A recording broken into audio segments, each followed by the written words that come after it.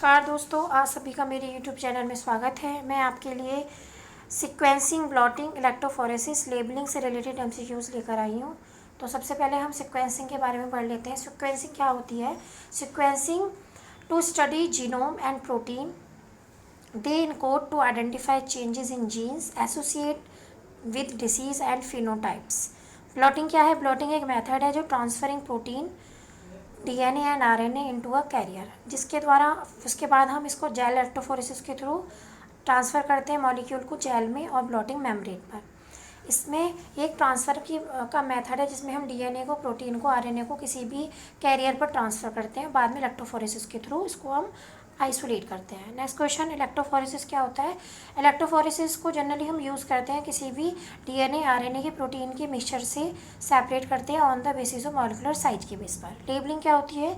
Labelling एक reactive derivative होती है फ्लोरेसेंट मॉलिक्यूल की, जिसको हम फ्लोरोफोर्स भी बोलते हैं। और जनरली जो मोस्ट कॉमन लेबल होते हैं वो एंटीबॉडी, प्रोटीन, अमाइनो एसिड्स होते हैं।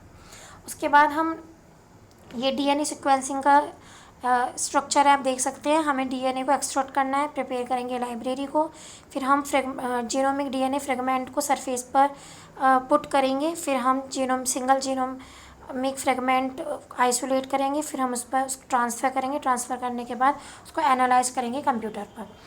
ये हमारा नेक्स्ट DNA सीक्वेंसिंग का ही स्ट्रक्चर है। इससे ये भी सेम हमारा DNA सीक्वेंसिंग का ही एक इमेज है, जिसमें हम देख सकते हैं DNA को लेंगे, फिर उसके आगे हम DNDPs डालेंगे, फिर हम बाद में उसको कोड करके फ्लोरोसेंस के थ्रू, माइक्रो फ्लोरोसेंस के थ्रू हम उसको डिटेक्ट कर लेंगे।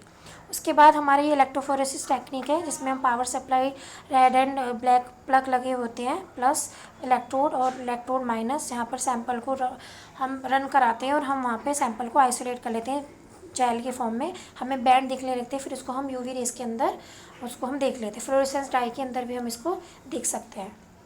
ये हमारा ब्लॉट का एग्जाम्पल है, नदर्न ब्लॉट, और ये हमारा सदर्न ब्लॉट का इमेज है, इसमें आप देख सकते हैं। अब हम अपने क्वेश्चंस पर आते हैं। सबसे पहला जो हमारा क्वेश्चंस है वो है, deoxy DNA sequence exclusively depend on one of the following.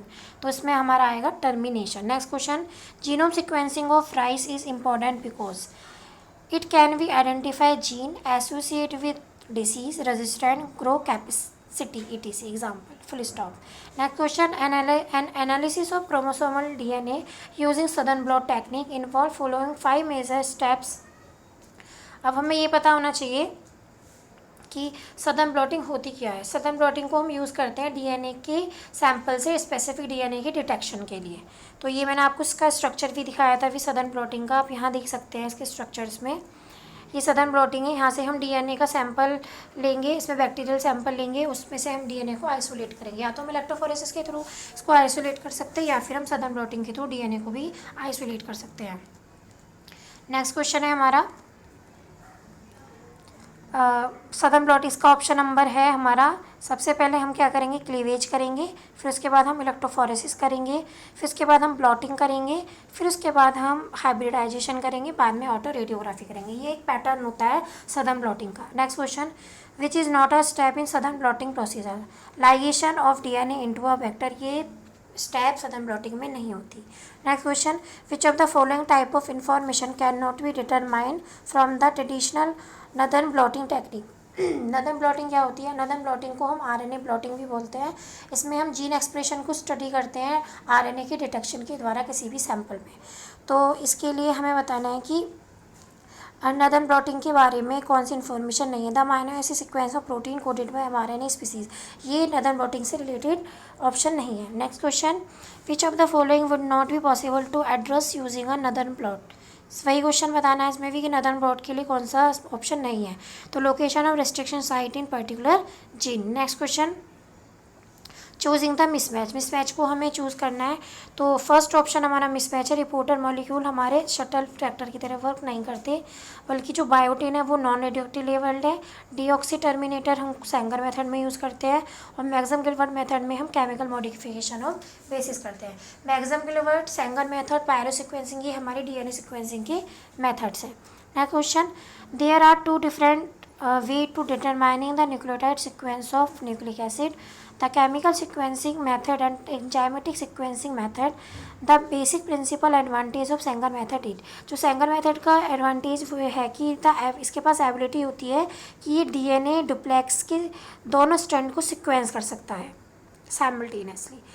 Next question, in agarose gel electrophoresis ethidium bromide can be use to visualize the DNA. Ethidium bromide को यदि हम नहीं डालेंगे तो जब हम उसको रेस के अंदर देखते हैं, लाइट के अंदर देखेंगे तो डीएनए हमें ऑरेंज कलर के बैंड दिखाई नहीं देंगे। नेक्स्ट क्वेश्चन, यूवी लैम्प के अंदर हम इसको देखते हैं। Next question, which of the following are not valid method of labelling duplex DNA. तो 3' लेवलिंग विथ पॉलीन्यूक्लियोटाइड काइनेज ये एक वैलिड लेवलिंग मेथड नहीं है डीएनए डुप्लेक्स को लेबल करने का। Next question, which of the following method would give you the most precise and accurate information about where and when give gene is expressed. तो इसको हम बोलेंगे DNA microarray. DNA microarray क्या होता है? DNA micro अरे इस microscopic DNA का कलेक्शन होता है जो कि सॉलिड सरफेस से अटैच हो जाता है, और इसको हम यूज़ करते हैं किसी भी प्रोटीन के लेवल को या नंबर ऑफ जीन के लेवल को एक्सप्रेस करने के लिए, किसी भी लार्ज नंबर ऑफ जीन को एक्सप्रेस करने के लिए, मल्टीपल रीजन ऑफ जीनोम को जीनोटाइप को एक्सप्रेस करने के लिए हम डीएनए माइक्रो अरे को यूज़ करते हैं। डीएनए माइक्रो अरे का स्ट्रक्चर मैं आपको भी दिखाती हूँ। ये हमारा डीएनए माइक्रो अरे का इमेज है।